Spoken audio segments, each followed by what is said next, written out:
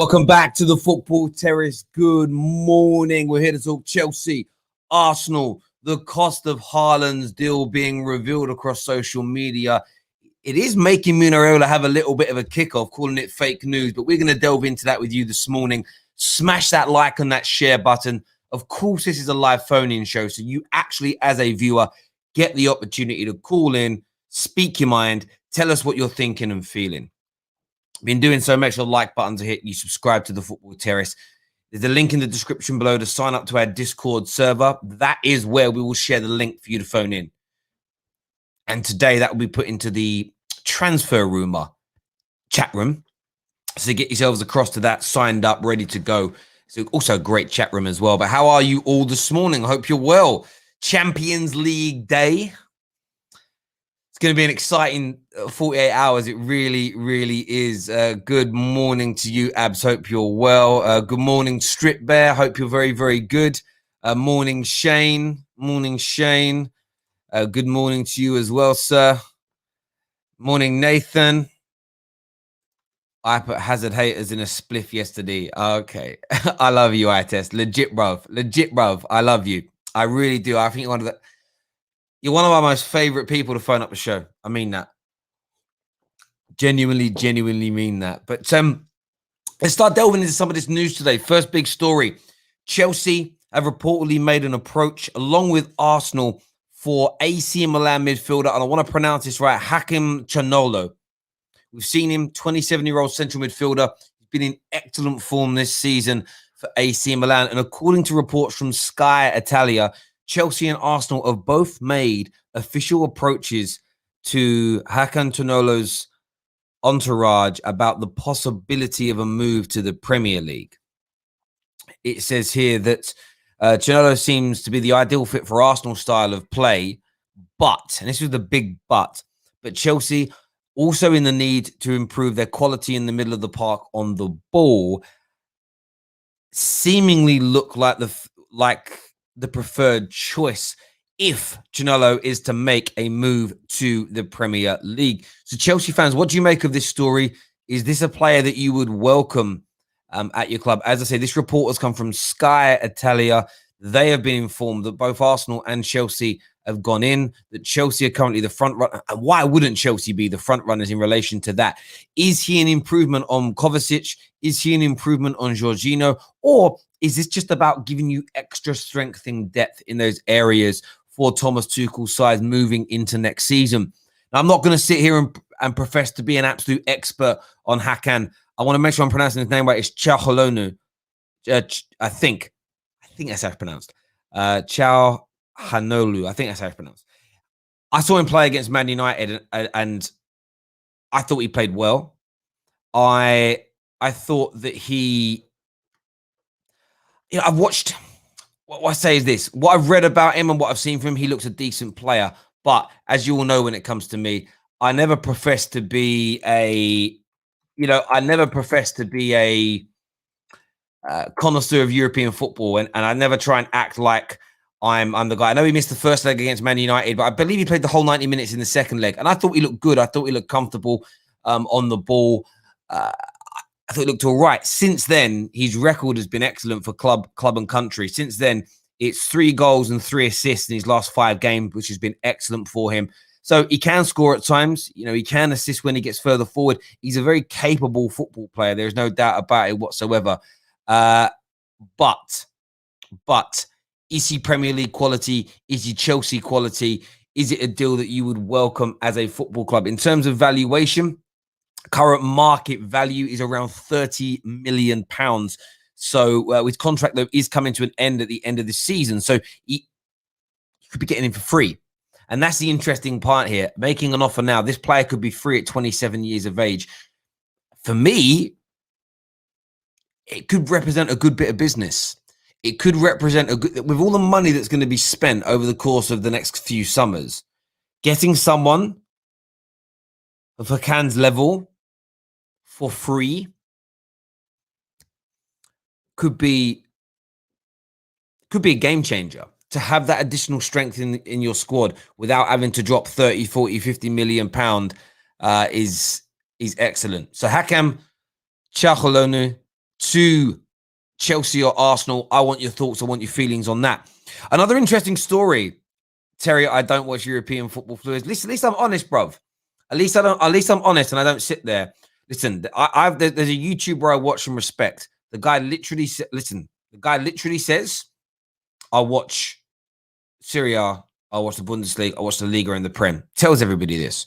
Bruv, I see this guy gaming and live streaming about the Prem nearly the whole weekend. I'm thinking, unless he doesn't sleep, unless the man doesn't sleep when you're watching these games, bro. Like, people try and pretend. What it is, he knows the players' names, plays with them on FIFA, and then pretends he knows about them as a footballer. Most people don't. So I've seen him play one game. I've read about him since reading through this story.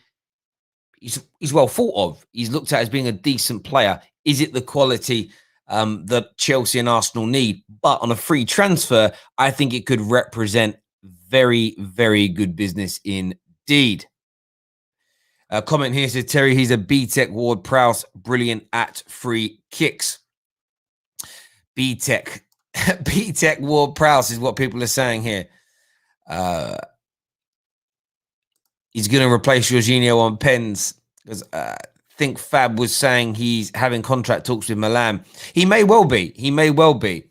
But at the same time, Sky Italy have reported that also Chelsea and Arsenal have come in to try and sign him. And he may decide to stay at AC Milan. Why not? It's not like he's not at a gargantuan club. He's got more chance of success at AC Milan than he does Arsenal. I think if Chelsea offer him an opportunity to play first-team football in the Premier League, I think he would go. But are they going to be able to offer him first-team opportunities with Kovacic, with Jorginho, with Kante? Maybe not. So if he's told that he's going to be back up, he may decide to renew his contract with AC Milan, stay in the sun, stay in the fashion capital of the world. It makes sense. Someone says he's 27. That's great. Thank you very much, bro, for letting us know that he is 27 years of age. Now, I want to speak about the Saka story. Before we open up these lines and start bringing calls in, I want to speak about the Saka story because it's kind of gone under. I've sat on this story for a few days because I'm just waiting to see what Arsenal fans have said. And it just seems to be, it's just crazy. So this is what the headline here says. When it's not very often you see clubs seemingly willing to sell a talented breakthrough academy product. You can't imagine Man United selling Marcus Rashford or Man City binning Phil Foden. But for some reason, according to reports, Arsenal are willing to see Saka depart. He says, after forcing his way through the club's youth ranks, Saka has gone on to become one of the club's most exciting players in recent times. In fact, without Saka, Arsenal look dull, blunt. He says, directly involved in 13 goals in 35 matches. He says, however, and this is why I'm taking it a little bit seriously. This report came from the Times. This wasn't the Daily Star or the Sun or the Metro. This report came from the Times. Now, if you're unaware of who the Times are, they're one of the most respected media outlets, broadsheet newspapers. You know them big papers the clever people read? Them ones. And it says, recent reports in the Times, that Arteta could be preparing to sell his young asset. He says it has been claimed that in order to fund the team's ambitious transfer plans, selling Saka could be a result, a last resort, but a result nevertheless. And what strikes me here is obviously they're going to try and raise money through Eddie Nketiah. I think they've got to get rid of Chambers. I think he's bang average. Hector Bellerin, etc.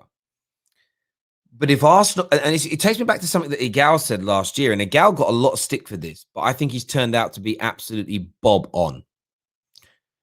Arsenal should have cashed in on Pierre-Emerick Aubameyang and used that money to start rebuilding their squad. Think about it now at Arsenal. Legitimately,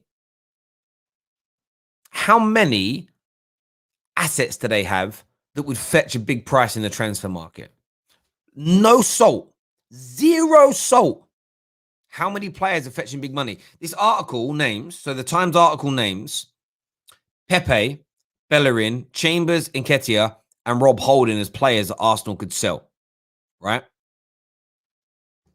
How many are raising big money? How much money are they legitimately raising off of the sale of those players? And then at the same time, that's 1, 2, 3. It's 5 members of your squad gone. So these players are not very good. But now you've got 5. So you might raise 70, 80 million for all of those players if you're lucky. But now you need 5 new players in your squad. You've got Martinelli and Saka that are the only 2 Arsenal players who I legitimately think you were going to raise big funds for without overtly weakening the strength of your squad.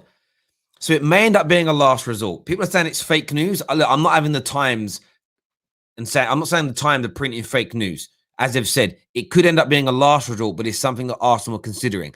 But the question I want to pose to you is this. How else are Arsenal going to raise funds? Are they really going to raise enough money and then be able to re-strengthen their squad with numbers as well as quality on the sale of their average to crap players? Something doesn't compute to me here. Something doesn't compute to me here. They need to raise money. Maybe they can get a little bit for Aubameyang, but no one's going to pay big for him. Arsenal have tied themselves up in knots by giving him the most expensive contract in the Premier League on 375 grand a week. Man United did that with Sanchez. We basically gave him away for free just so we could stop paying his wages. Arsenal have got Willian and they've got Aubameyang on over 600 grand a week collectively. They can't move those players. No one is going to pay them money. China are not pumping money into football anymore. The American leagues are not going to pay them that kind of money. And those players don't want to go and play over there just yet, in my opinion. Arsenal are really on a sticky wicket. There is no doubt about it. Arsenal will put themselves in a very precarious position. So I want your thoughts and I want your feelings on that. We're going to open up the lines now to come on and have your say. We'll be going through the Haaland deal a little bit later as well, in terms of the true cost of this transfer, the breakdowns, and how it's going to look. It's an interesting one for me. It really, really is, in terms of the money, how it's going to be split, the salary that the player is asking for over the course of a year. As it stands, the finances behind the Haaland deal are absolutely astronomical, to say the least. They truly, truly are. The money that's required and everything else. Hit that like and that share button, people. Bellerin is going to PSG, Terry. What the F? Don't know who, but yeah. Maybe he will, but how much money are you going to raise for him? Look, if you finesse it, if Arsenal can get 25, 30 million for Bellerin, 15 million for Holding and Chambers each, if they can then get, 20, 25 million for Nketiah, then maybe they don't need to look at a Saka. I think what this report is alluding to is they're going to try and sell the barrel scrapers first. But if they don't raise enough money and they're not willing to put their money in their own pocket, maybe a star's got to be sold. And Saka right now fetches you more money. Listen, trust me. If Man United decided tomorrow, look, we're not going after Sancho, we're going to get Saka, I'll be over the moon. I'll be well happy to give Arsenal 80, 90 million pounds for him. No doubt about it. Tom here says, this guy is dumb. Thank you for the feedback, Tom. Good morning to you as well. I hope you're having a wonderful, wonderful day indeed. As I say, I'm just giving you the reports from the Times. The Times. The Times, bruv. When I first read the story, I was like, this is going to be the Daily Star gossip page. This is going to be some obscure rumor. I almost thought it was going to be a fan's tweet twisted into a story. And then I saw it was from the Times. And I thought, wow. That's a madness to me. Diesel here says facts. I'm not too sure what Diesel is saying facts to. It might be the point about Saka, because Saka is absolutely class. Tom here says, just got rid of 700k in wages with Ozil, Mustafi, Kolasinac, Socrates. Mate, you honestly have no idea, do you? You may have done. You may have done, but have you got the funds to buy the quality of player required to improve your squad? You've got rid of the salary, which is a lot of money, which is what? Not what, 40 odd to 50 odd million pound a year you're saving in salaries. But if you sign top quality players, a fair amount of that £700,000 wages a week is going to have to be spread out amongst them. So let's say you get rid of those 5 players we mentioned. Say Pepe leaves and everybody else. Yes, you're going to free up more. So you might end up freeing up. If you got rid of Pepe, Holding, Chambers, and Bellerin, and then Nketiah, you might free up another 300,000-400,000, right? So you've got 1.1 million pound in a week in salary, which is around 50 odd million pound a year you're saving the club. Okay. Let's turn around and say you raise 70, 80 million for the players that you've sold. I think that's well over the odds. But say you raise 80 million pound, you got 180 mil. But now you need additional quality. Plus you've got to backfill those 5 players you've just got rid of. So suddenly you need 8 players. or at least 5 top quality players. So if you sign 5 top quality players, plus you've still got holes with the Socrates, the Kolasinaks, and the Ozils, right? The holes are still there. Plus you're going to get rid. So you get 8 players you need, and you've got 180 million pounds, as you just said, Tom, that you've raised through not spending salary and through the sale of players. Plus say your kitty's 50, 60 million. So you think that's got to now cover the salaries of players, and the transfer fee of players, and the agent fee of players. If you think that's enough to recoup the Arsenal squad to get you back into the top 4, you're living in cloud cuckoo land. You're living in cloud cuckoo land. You really are. A top quality midfielder is going to cost you 30, 40 million pound just for a fee. 5, 6 million pound agent fees. Going to cost you what?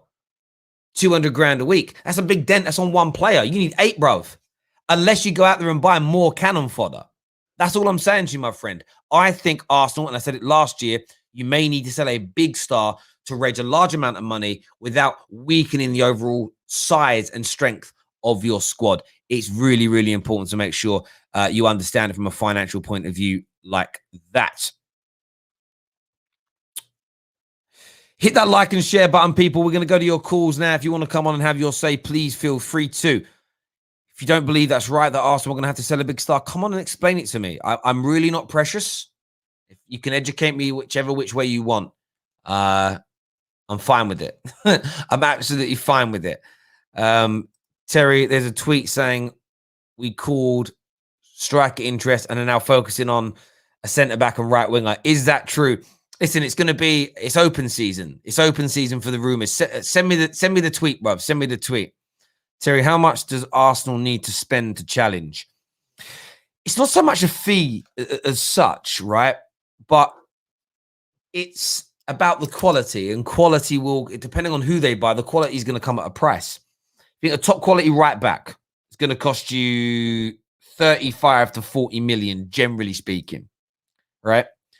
They're going to they need a proper striker who scores goals, that can have link. How much is that going to cost?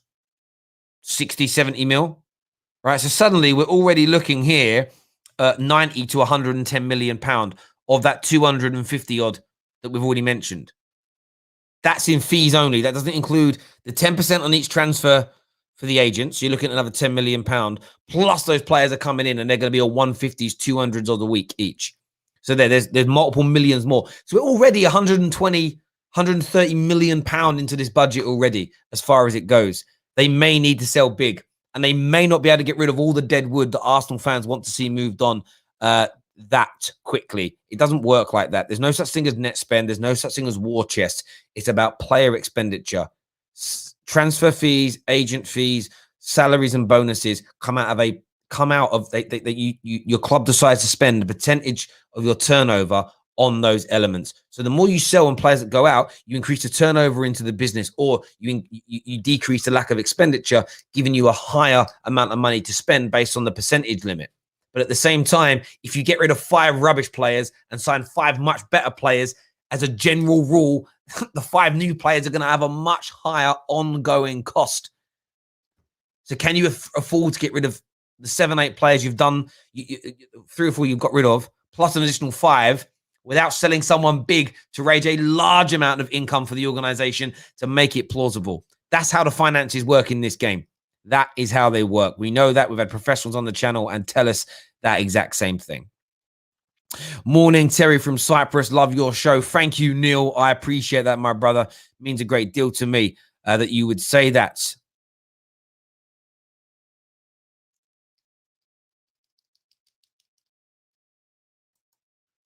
Terry, wake up. Arsenal will have freed up 1 million in wages of the rest of the dead wood is out, and 5 new players wouldn't take the wages up difference up.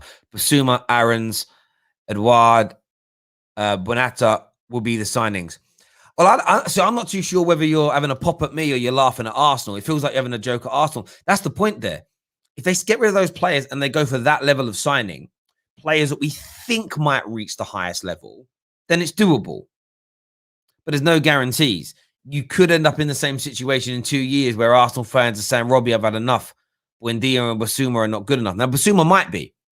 I think he's looked very good at Brighton this year. Those players could turn it round. But are those players you've mentioned there collectively going to be good enough to get Arsenal back into the top 4? I don't think so. And that's my point here. This isn't about Arsenal improving slightly and going from 10th to 7th. This is Arsenal improving enough to be able to significantly challenge to get back into the top 4 and then grow from that to challenge for Premier League titles. I don't think personally it's enough. Super chat here says, Terry, you forgot who? End of season interview. City will never overpay for any player. It's really hard to understand your writing, bro.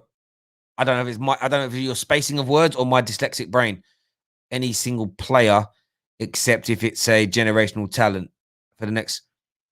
Well, that means he would do it for Haaland. Then fair enough. I'm trying to read that. Thank you. Jello here says, I think Arsenal need a good centre back to partner Gabriel, a good central midfielder CDM who is good on the ball, and a striker that can get 15 plus goals. Bruv, and those things you just spoke about there are costing you 150 minimum, plus salary, plus everything else. And then you've got the strength in depth that you've got to improve. We're going to open up the lines now for you to have your say. We're going to share the link to call in on our Discord server. We're going to get that done now. It's going to be in the transfer rumor gossip tab on the Discord server for you to phone up and have your say. Get yourselves over there right now, my wonderful, wonderful viewers. And by the way, Tom, I know we're having a bit of a challenge in a set to this morning, but I do respect the challenge. What we're here for on the football terrace. We don't block you for challenge. I don't block you for challenging my opinions. Pete says, what's your dream transfer window? Ooh. As a Man United fan, Sancho, Ndidi. I've been dragged into believing he's going to be good enough, so I'm going to put faith in what people have told me. Varane. And then maybe some cover at right back. So someone like a Max Aarons would be nice. Maybe even, look at a Basuma, maybe look at a Buendia. And I know I just sort of spoke about it with Arsenal, but I think those players as backup to our squad would be brilliant. That would be an amazing summer. Cantwell, someone of that kind of level. If we don't, we need more creativity. We need a proper CDM. And if we get a proper CDM, someone on the right-hand side and a proper centre-back, we'll get top 4 next season, no doubt, even with Ollie as manager, no doubt at all in my mind.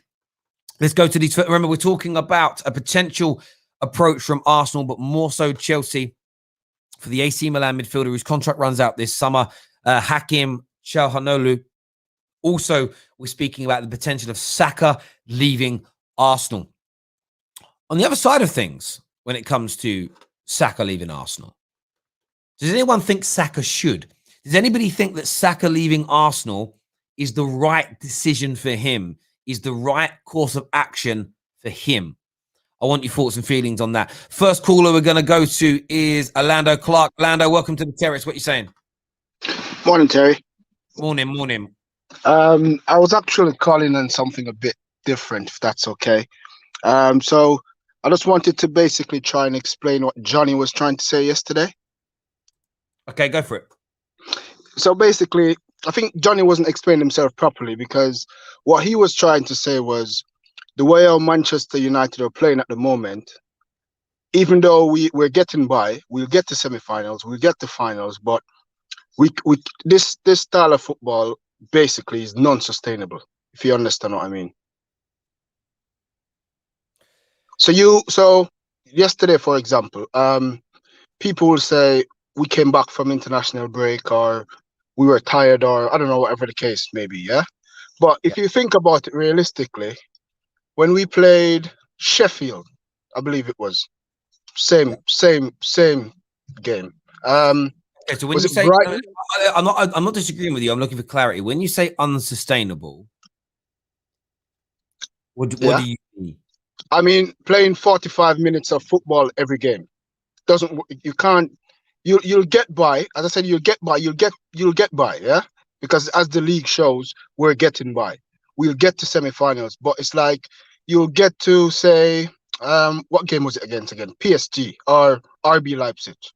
We play 45 minutes at each second leg. We play 45 minutes. It doesn't work. Even against AC Milan. So what would your again? I'm speaking. I'm playing devil's advocate here. So if it's not sustainable, Yeah. why, from a league point of view, have Man United progressively continued to get better? The trajectory under Ollie since he arrived, there've been dips within the trajectory, but the overarching line has gone up. If it isn't sustainable, why over I'll explain that. Yeah, so why over a 2-year period, as points per game, the win percentage and the league position got better if it isn't sustainable? Because it going upward for 2 years is the opposite. No. I'll explain. It's okay. I'll explain. So I'm just gonna speak. You asked about the league, but I'm gonna speak about the cups first. Yeah. So I want to know about the league, because the league is the ultimate barometer for your progression as a team. Yeah, but the league is a similar thing. Other teams have fallen off. Other teams have fallen off. The bigger teams have fallen off. If you look at West Ham, say for example, nobody predicted they would have been where they are now. I'm saying this to say, so we'll play. I don't know. We win 70% of the games in a month, but at the end of the day, we're not those games. I think what Johnny was trying to say anyway. I'm just trying to explain Johnny's point here, if you understand what I mean. These you win these games, you scrape through most of them. And I know Liverpool has done it and other championship teams have done it over the years. But when it comes to crunch time, if you have, I don't know, 5 games left for the rest of the season and you're expecting to win 3, you can't count on them. Yesterday, I heard you said it on Saturday and I laughed because I knew it was true. You said Brighton was going to give us a good game. You know they're going to come, but it's like I understand this. I understand. I'm not even overtly challenging. Everyone knows I think Ollie has hit his ceiling. But when people say unsustainable football, I'm throwing back to you the argument that Ollie inners give you. The argument is we've had continual progression in the league. So I get the point around cups, we haven't won it. So what's your answer to Ollie outers who say, what if we finish this season second, the best season we've had, and win the Europa League? Suddenly, the winning trophies argument goes out the window because he's won one, and we've continually got better over a 2-year process. To call Ollie's football unsustainable then will be factually incorrect. Yeah, but I think the point, again, I'm just solely trying to explain Johnny's point. Yeah, I mean, so what I'm saying is we will forever be because we're not really talking about that this morning. So I'll end it by, I appreciate the call, but I'll end it by saying, I understand Johnny's point, but I also think the argument that Ollie inners have that you can't call something unsustainable that's continually growing. That's not what unsustainable is. Unsustainable is it's a flash in the pan. It's only going to last 5 or 6 weeks and then it's going to fall away. I think what this all boils down to is Ollie's football isn't pretty enough for people. If it was more entertaining, but the results were the same, people would be less frustrated. It's because they find it boring and it isn't as enjoyable. I actually think you'd have some fans who'd be happier if we had 5-6 points less but played more attractive football. Bro, I appreciate the call. Thanks for coming on, having you say top man. Top man. Next up, we've got Abs on the show. Abs is a Chelsea fan. Do me a favor, everyone tuning in, smash that like and that share button. What you saying, Abs? Okay, so first and foremost, I forgot to say this last time, but big up to you, Terry, and big up for what you're doing for the Terrace and always giving me a chance to come and have my say. Also, RIP to Claude, legend of the YouTube game as well. 100. With the whole, I can't even say his name. What's his name again? Calhanoglu. You made me forget how to say it now. Calhanoglu. I think it's how it's pronounced. I think it's how it's pronounced. But yeah, him. Hakan. We'll call him Hakan for now. All right, Hakan. All right. So again, I said this a few weeks ago when you asked me about Odegaard, and I just told you we really, really, really don't need any more attacking midfielders. We've got loads of attacking. If anything, we need a defensive midfielder. We've got Mount, we've got Havertz, we've got even Ziyech who can play in that position. we're blessed with attacking midfielders. We don't really need Calhanoglu. What we should be going for is someone like a Somare or someone like a Zakaria from Mönchengladbach. Someone who can play that DM role, as well as the ultimate target, the crowning jewel, the main man, Erling Haaland. And yeah, that's basically the way I like to look at it. Also, with Arsenal, I think, here's what Arsenal, I think Arsenal, to a very, very, very low scale, are almost like Man United, in the sense of they don't have as much money as Man United, because no one has as much money as Man United, but they're run as badly as Man United in the sense of they have money, they have a big fan base, they turn over high revenues, but it's not necessarily that, the owner that's got them in the position they're in, because the owner has given them money. It's just a case of they spent money very, very badly, which is why you're seeing big ballers on very, very high wages, and they're basically dead, to say the least. 100%. And this is the thing with Arsenal. It's what I'm saying. Like they're getting rid of all these players for these, like, great, we're freeing up all this money, but do you trust your club to be able to buy the right people? There's no pedigree that you've been able to overtly do that. The Odegaard signing looks pretty good right now. But it's been Arsenal's academy players that have come through this year that have shone. So something don't seem right to me. That's why, again, this is a report in the Times that they might resort to selling Saka to raise enough money, and they may need to. On your thing about Chelsea, listen, what I think about Hakan Calhanoglu is he's free, and I think players like him shouldn't be underestimated, because it depends on what he's willing to do. He may decide to stay at AC Milan because he's going to play first team football. He may decide to go to an Arsenal because he walks into the Arsenal team every single day of the week, and twice on a Sunday. But he may look at it and go, you know what, Chelsea.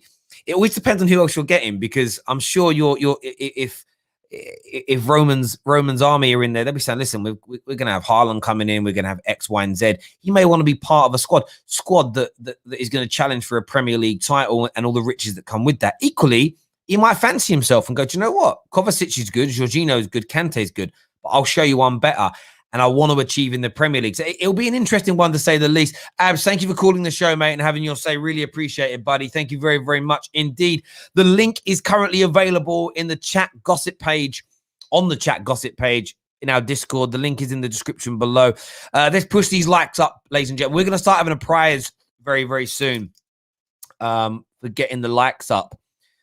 Not too sure exactly what it's going to be yet. We're going to be doing it in our new world that we're moving into. And it's going to be about yourselves pushing to get the likes up. And maybe there'll be a prize draw for one lucky viewer each stream for pushing them through the roof, just to reward you all for all your hard work. Comment here says, we need a striker and a CDM. The striker has to be either Haaland or Lukaku. And at CDM, there are plenty of good options. I would also like to sign Gabriel. Is that Menino? I don't know. Menino. I'm not too sure who that is. For squad depth, he is very versatile. Yeah, I'm not too sure who the Gabriel gentleman is, but I'll trust your knowledge there. How do I pronounce your name correctly, sir? I don't want to try and mispronunciate it. Is it Uren? I'm not too sure. Let me know. Maybe you can do a breakdown thing there. Never seen that name before. That's why it's hurting my brain. Jem here says, I didn't see because he was not wearing your shirt. Sorry. He didn't see because he's not wearing your shirt. Let's be serious, guys. You must be talking to each other. I tried to read that Jem's comment. I'm like, I have no idea what Jem's talking about. Sometimes your comments are like that. Okay. Menino is dead. Don't want him. I love football opinions. Saka isn't leaving. It's fake news. Corey, it's the Times, bro. It's the Times. Read the report. Read what was said. Terry, what happened to the PS5 competition? That will be coming back. We pulled. So basically, when we were doing those things, newsletters and everything else, we had the offer come in from Snack, and we essentially held back on everything we were doing, the types of content we want to make, the sort of level, the production level of the show. We just held back on everything now for about 2 months, waiting for the new world to kick in, and then we go from there. So you're going to see a lot more of us, a huge presence on a gargantuan Facebook page, brand new Twitch accounts being set up. So we've got some work going on over there, plus multiple other elements as well. So it's going to be interesting. Prize draws. There's lots of things we're going to be introducing elements to the shows. We've actually tested a few of them with you over recent months, little bit parts to see how things went. And we're going to have more of that coming in the future as well. Make sure you're smashing that like button, ladies and gentlemen. Let's get this past 250 likes while we're live on the air. Next on the show, we're going to have True Red Devil. Welcome to the terrace. What you saying?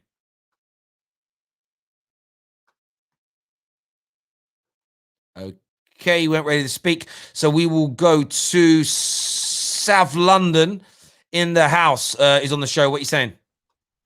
What's good, Terry, man? Yeah, I'm good, bro. What's in your mind? Yeah, I'm just thinking that Man United need to get Haaland this season. If not next season, I'm happy to wait next season if all the other clubs decide that they don't want to spend that 150 million. Then it saves us a little bit of money. But I think we need Jadon Sancho as well, or somebody else to play on that right-hand side. Defensive midfielder, I wouldn't make it my top priority for this season unless we can get someone for a decent price. I wouldn't be averse to it, but obviously if they can do some sort of deal for Rice, that would be good. Centre back, I slightly think if we get those 3 holes plugged first, then we might not definitely need a centre back, but we'll see, because I don't know if they'll do more than 4 players. Do you think Chelsea needs top 4? So the reason I say that is this. Right now, West Ham are in that position. If West Ham or Tottenham or Liverpool pick Chelsea to be in top 4, do you think they will still be able to sign the Haalands and the plethora of talent they need? I think Chelsea is Chelsea, so whether or not they get top 4 or whatever, they'll still be able to sign whoever. I just don't think it matters. Roman Abramovich has got a lot of money and he's clearly flexing. So, I mean, he flexes more than Man City. He flexes more than any team. So, I hear you on that, bro. Listen, great call, mate. Thanks for coming on and having your say. Really appreciate that. And the reason I bring that up as a conversation is what West Ham are doing at the minute. It's going to be hard because Declan Rice is out. They picked up a few more knocks last night as well. Can you imagine the fallout if West Ham United beat all 3 of Spurs, Chelsea, and Liverpool to the top 4? It will make for a very interesting summer indeed in the transfer market. And can you imagine West Ham United in the Champions League? And I'm telling you this now. I know a lot of United fans. I saw people tweeting last night. People thought Dan James was better than Jesse Lingard. For me, again, that's key stage 1 argument. Key stage 1 basic football brain argument for me. I don't even know. I just saw hundreds of fans tweeting about it. And I'm like, neither are good enough to elevate us. So why are we having a micro penis competition again? That's what Man United fans do all the time. Micro penis competition after micro penis competition every single day. Oh, mine's 1.5 centimeters. No, mine's nearly 2. Great. Neither of you are packing too much, bro. Do you know what I mean? Who's better, Lingard or Dan James? Who cares? Both are not good enough for Man United. But as I said before, what Lingard's doing is going to raise money. Do you know what I mean? That money needs to be used wisely, but it's unlikely to. ITES here says, I watched an old video of the best young players in 2013. No one in that video reached their potential, so you lot need to relax with Haaland. Bro, Haaland's already reached the potential, bruv. Haaland's already one of the best players in the world, bro. He's there.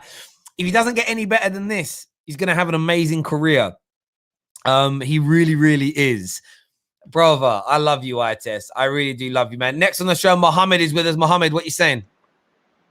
Okay, so first thing, I just want to talk about the Saka thing, leaving Arsenal.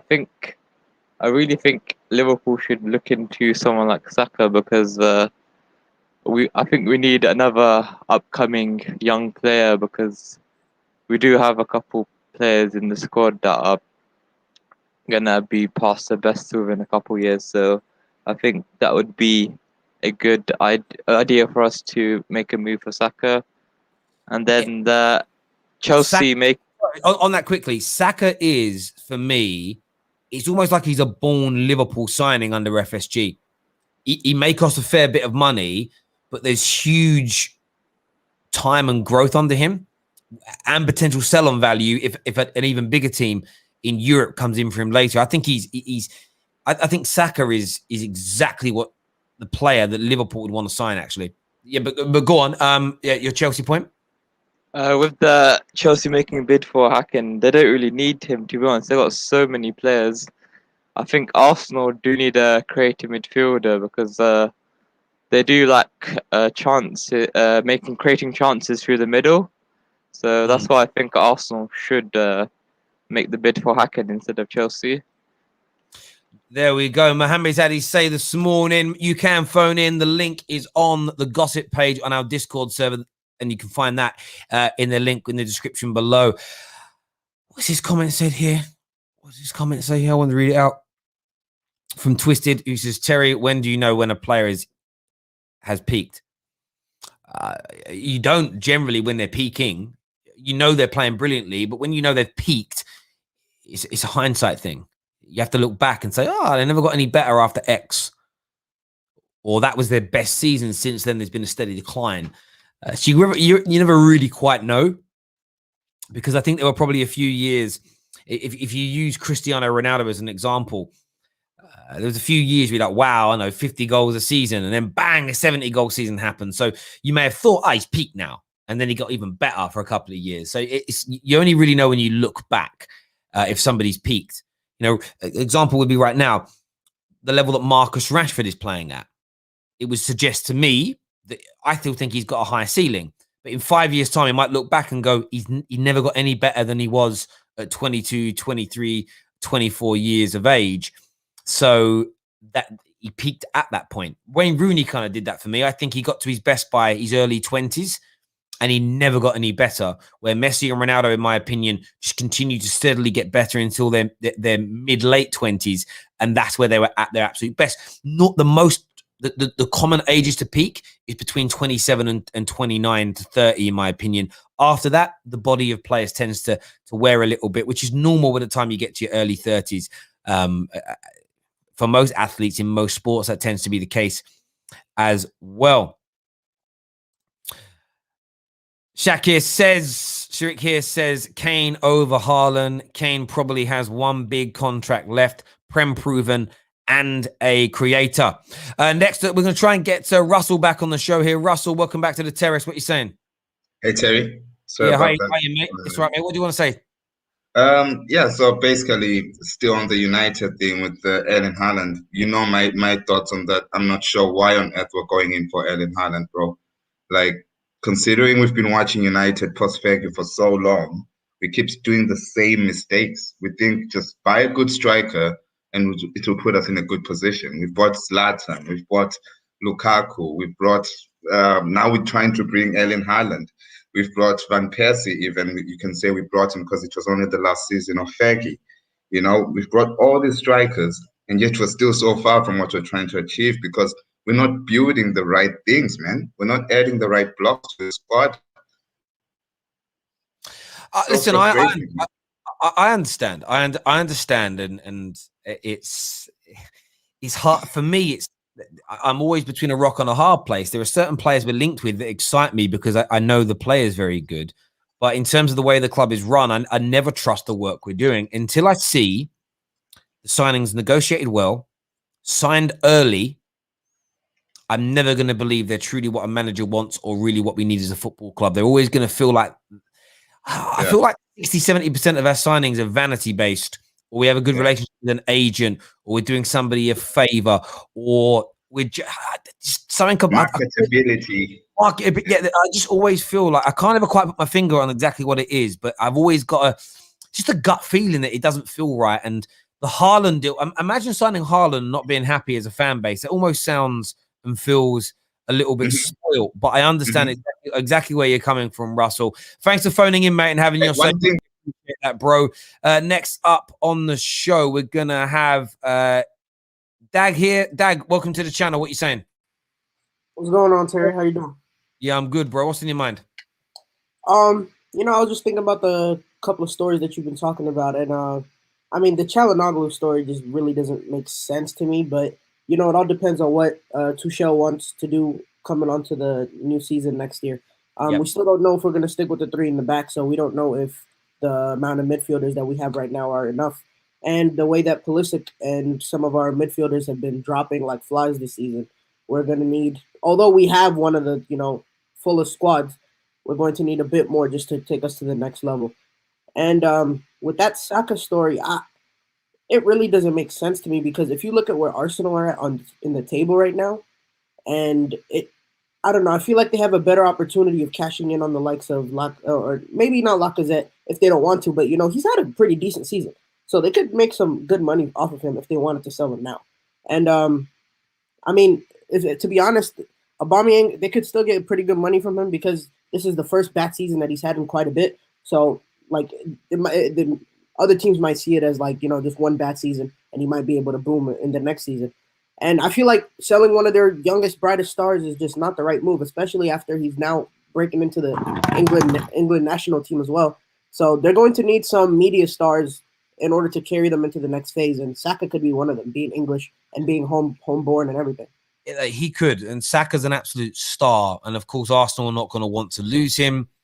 I feel like, and I want to say this in the right way, I don't necessarily, even when you read the Times article, the full Times article, it doesn't state that it's their first priority.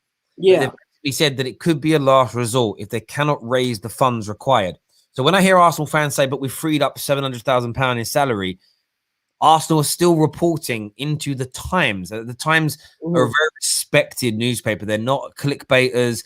They're not full of desk journalists. They are they're one of the most respected publications in the history of the world, right? Yeah. And so they're not just printing this story because they felt like making it up to cause a problem. They've been told this information by credible sources. And Arsenal are looking at it as a one of their last resorts if they can't raise enough money to replenish the squad. Because what they're not going to do is get rid of the 3 or 4 that have already gone, and then get rid of another 5 or 6 just to raise the funds. Because then you're going to have a weak, thin squad. So you might improve. It's a bit like we said with Man United recently. Selling Martial to fund Haaland or Sancho only ever so slightly improves our first team. It doesn't improve the squad at all. What you need to do for a few years is you almost need to keep some of those players, the Holdings, the Chambers, the Nketiahs, the Bellerins, the Pepes. You need to keep them, add on top, establish your new players, and then slowly let those players go out and sell. It means for a few years, there's got to be more. You've got to speculate more before you can accumulate more. And I think that, or you need to accumulate, before you can get rid of more players. You need to spend more to become a better team. Otherwise, you're always going to have this thin squad. The thin squad's going to get injuries. You're going to struggle. You're not going to get back into the Champions League. And that's going to make it even harder to move forward. But to do that, the club's got to either put their hand in their own pocket. Yeah. They're going to have to sell a big star to almost jumpstart what they need to do in very much the same way Liverpool did with Philippe Coutinho. But great call. Spoke brilliantly, mate. Thank you for calling the terrace this morning. Really appreciate that. Hi to the Chelsea fan there. I hope you're doing I nearly waved then. Nearly waved, which has been a bit strange to me. Let's go to Mr. Anthony here. Morning, sir. How are you? Morning, Terry. Just 3 points from my side. Number one, I'm really happy that you're moving on in the YouTube game. Been a fairly recent subscriber to your channel, and I'm really happy to see you succeed and all that, and more power to you. And I really enjoy everything except this last Saturday stream, the West Brom game. It hurt me. I appreciate your kind words, sir. Thank you. It hurt me really bad. Other than that, with regards to this Hakan story, there has been some reports, I think, saying that Jorginho might leave by the end of the season to Napoli again. I think I might be wrong. I'm not sure. But I had read it a couple of weeks ago because apparently they are thinking of bringing back Maurizio Sarri back into Napoli. and Okay. because of that connection. So it might be one of the reasons why we might be looking at Hakan to slot in there. However, you never know these things how they pan out. But as there is no transfer fee on the player, I don't see why not we shouldn't sign him. Squad depth is actually valuable for us. However, I do think I don't know much about Hakan because I don't watch Syria like a lot of people. So I have no comments about the player, but I think that might be one of the reasons why we're looking at Hakan. And the third thing is actually about Haaland. I don't know, for some reason I have this weird feeling that United might actually sign him. It's a weird notion, but let me explain why.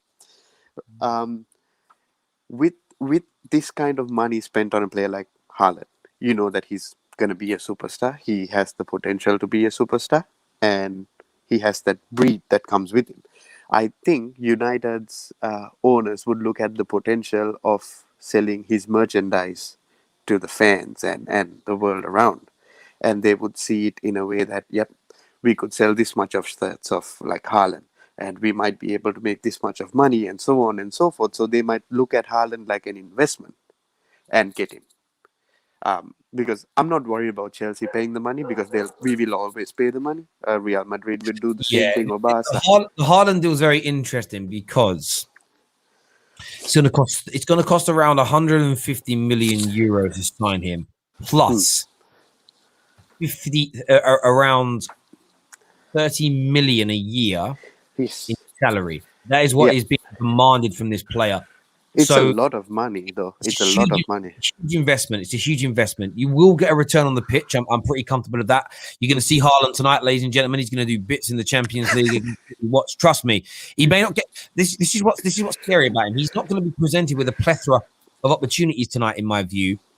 But if he gets 3 chances, he's scoring at least 1. If he gets 4, he's scoring 2. Imagine him in a generally day-to-day playing football when he's getting 3 or 4 opportunities a game. A couple of clear cut and a couple of half chances. He's going to score so many goals.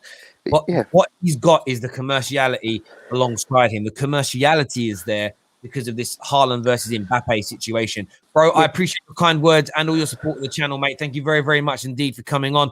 Got a few super chats here. AJ says Arsenal need to sign Hakimi, Basuma, Odegaard, and bring back Saliba, and now have a decent team, assuming Aubameyang goes back to his natural position, a usual form of last year. John says Man City control this Haaland deal. How do I call in? There's a link on our Discord server, which you get into via a link in our description. The link's there on the transfer gossip page, but I will share it as well in the live chat functionality if you're not using the Discord server. Abs, I was about to put Abs on. Abs just disappeared. Abs, come back. Come back. Come back. Do you know what film I watched last night? I watched Passion of Christ. That film is deep. Obviously based on a true story. But it was deep. It was graphic. That man got put through pain, bro. Regardless of what you believe, that was pain. Dominic's on the show now. What are you saying? Sorry, Dynamic's on the show now. What are you saying, mate? Hi, you there? You're mute. You unmute your mic.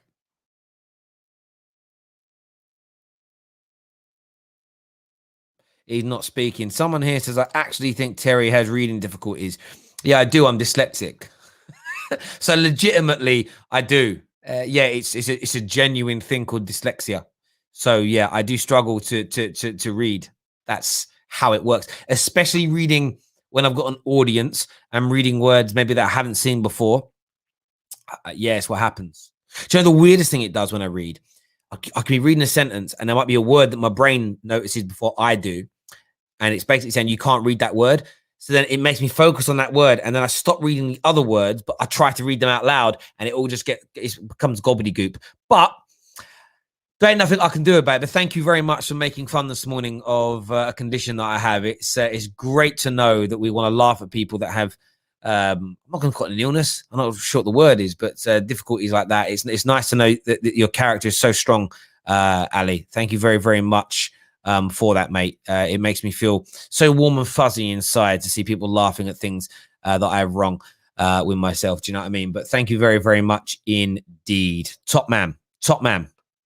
Appreciate that. Arsenal have the best young core group in the league. No way Saka leaves. Terry, your thoughts? I don't know about the best young group. Smith Rowe and Saka are doing very, very well. Martinelli, the moment looks like an injury. Looks very, very injury prone. Talent wise, good. There we go. Yes, very good acting in that film as well. I agree. It was madness though. There we go. Dyslexic people are usually the most creative. Yeah, I don't know about that. Like, thank you. As a compliment there. Listen, I'm not like sensitive about it as such, but I've had it a lot. I was working with a group recently, and the guy was like, "You're really a bad reader, aren't you?" I said, "Yeah, I'm dyslexic." He nearly fell off his chair. He was so apologetic. Like, I'm so sorry. I just, sometimes just think first. Like, do you know what I mean? If someone's struggling to read, there's normally a reason. I was very unfortunate that I didn't have it discovered until I was about 24, 25, working for a bank, and I got tested. So I went through the whole of school with them just thinking I was stupid. And I'm like, I'm not dumb. I said, I understand everything you're saying to me. I just can't read it. It doesn't work. It doesn't work, bro. My brain don't work like that. It's just how it is. Let's go to Sharim. Sharim, welcome to the terrace. Well, welcome back to the terrace. What are you saying, mate? Yeah, bro, you good? Yeah, I'm good, brother. I'm good. Good. Just a quick thing on the Saka thing. One of your Liverpool fans said that Saka should go to Liverpool, and I 100% agree with him, bro. I was thinking the same thing. He's such a good young player, bro. Imagine in a couple of years' time, we'll have Harvey Elliott bombing down one wing and Saka down the other. And then also on the Haaland thing, for me personally, I think it depends on what he wants to do. If he wants to go to the Premier League and stay there for 10 years, City's his best option. But if he wants to stay here for about 4 or 5 years and then go to Madrid, then I think he'd go to Chelsea or United for me, because they're probably easy to get away from. Yeah. No, I hear you on that. I think I know Arsenal fans, listen, Saka's probably not going to leave. But I do think there's personally, I think Saka should leave. I think Saka should look to move himself on. He's too good for Arsenal. Yeah. And by the way, I said to my own players, if Man United don't improve dramatically in the next 18 months, I will call for Greenwood and Rashford to leave because they are too good to stay at that club. I think if Saka's serious, he should leave ASAP, because even if he goes to Liverpool, there's no stress on him there. Whereas at Arsenal, there's pressure on him to do something special. He's like what, 19 and 20? All that, yeah, exactly, bruv. It's a madness to me. It really, really is. What do you make of the stories about the cost of Haaland? So 150 fee, 20 million to his father and Raiola, and then 30 million in terms of net per season in terms of salary. So you're looking at first year cost being, well, it depends on the deal, but you're looking at the first year minimum cost being over 220 mil plus 30 mil a year after that. So you look at another 4 years. It's a lot of money, 120 mil, looking at sort of a 300 million pound investment. Is he worth it? I think he's worth it, but you're working in a pandemic, and the problem is like a lot of clubs are not willing to fork that money over. So I think they're just trying to get as much as they can and try to get him a move this season, because they know for a fact that next season it's going to go down to 50 million, and it'll be a lot easier to get hold of him then. But it might be alternatively, it might be next season where they turn around and go, actually, we wanted 20 million each, but now we're going to have 40 mil because it's going to cost you 50 million to get him from Dortmund. So I think they're just trying to get the bargaining right and just try to... and they're right to. They're right to. Yeah. You're in, bro. Appreciate you coming on the show and having your say, mate. Thank you very, very much indeed. Mate. Man, Indiana's with us. Indiana, what you saying, bro? The more this Haaland saga goes on, the worse I feel about it. I don't really want Man United to buy him if it means we're only getting one target. This isn't like we've got one player, like icing on the cake. I'd much rather if we're going to spend big, go get a Declan Rice. Spend big on that. Put Jesse Lingard in as part of the deal. I've got worries about that as well because I think there's a possibility Woodward could price him out of a move. I think if he carries on playing the way he's playing, his value is only going to go up. So that's a worry. Because I don't think he's going to hit those levels again at United. I think he actually needs a move, Jesse Lingard. And it'd be great for him to do that. In terms of Saka with Arsenal, they're not going to sell him. He can't move. They cannot sell Saka. If they sell Saka, they are dead. Like 10th will be the dream for Arsenal. That's where it will be. Bro, I almost don't. The thing with it is, I mean, a gal coming here a few weeks ago and spoke about the league table doesn't lie. This could be the second season run and finishing in it. Like, I mean, where they finished last year, was it 10th? 8th. They go from 8th to 10th. Next year becomes pressure. Next year, regardless of who they sell and buy, next season for Arsenal, if they finish anywhere between, if they finish lower than 8th this year, the pressure mounts up, especially if they don't win the Europa League, because there's this element of, and I want to say this in the right way, if they don't improve, if it's 3 years running mid-table, Arsenal are a certified, bona fiable mid-table team. There's no beating about that bush. There's none. There absolutely is none. You know, we've seen Chelsea finish 7th, I think once, maybe a bit lower than that the year that Jose got sacked. United finished as low as that. Even when Liverpool went through the Hodgson era, they weren't 10th. Like, it is like, and for whatever reason, it seems to be getting overlooked. It really does. And I think what's helped Arsenal this season, and I mean this in a positive way, I'm looking at the league table now, what's helped them is that Wolves haven't been as good as we all assumed they would be. And Southampton absolutely fell off of a cliff. So those two teams this season alone, like, I still look at it and think, if Wolves didn't lose Jimenez and if Southampton didn't fall off that cliff, they could be 12th, bruv. Like, they literally could be 12th. Like, it's crazy. And when I look at it now, I think Villa will drop off a little bit more next year if they lose Haaland, right? But Everton are better than Arsenal, genuinely. And they've got Ancelotti, they're going to spend more money. Liverpool and Spurs are going to be better next year unless Spurs keep Jose Mourinho. Chelsea are what they are. West Ham maybe drop off a little bit. Like, I even look at it and just think, even if all the teams that are above them that shouldn't be above them on paper, so Villa, Everton, West Ham, go backwards next year, that still puts them nowhere near a Champions League space. Like, it's going to be such pressure. Like, losing, I don't know, you know, it's crazy. You say that, but at the same time, I do think Arsenal have been doing quite good business. I think, look at the players they've bought in recently, the Partey, the Tierney's. They're top players. They're good players. So I wouldn't count them out of doing decent business in the window. I don't think they'll do enough to get them back into a I hear that. I'm not even going to go with the business, but the point is they finished 8th and then 10th. If they don't then finish the following season anywhere above 8th, they're a mid-table team. And the problem is there comes a point where it's hard to get out of that. And not because they haven't got money, but because everyone that's in front of them has more money or is run better or both. And it almost becomes the impossible dream. There is almost this element of just, but all the clubs in front of us are run better and spend more money. It's almost impossible to sustain growth above them. And that's just where they've got to be. Like, I think Arsenal fans have legitimately got to start thinking about this as their new reality. You know what I mean? It's where it is right now. I keep watching Marvel programs thinking Tony Stark's going to pop up. It's not happening, bro. The reality is Tony Stark is gone. Captain America, as we knew him, is gone. Arsenal, I think you're a mid-table club now. A high mid-table club, but a mid-table club never the less. Indiana, thanks for coming on, mate, and having your say. Really appreciate it, bro. Top man. Yeah, listen, everyone who's tuned in today, thank you very, very much indeed. Smash that like button. Hit the share button. We're back later on today with more news. Big preview show at 5 o'clock. The Queen Anita is on the football terrace, so make sure you're tuning in. Tomorrow night's huge. We've got Johnny back on.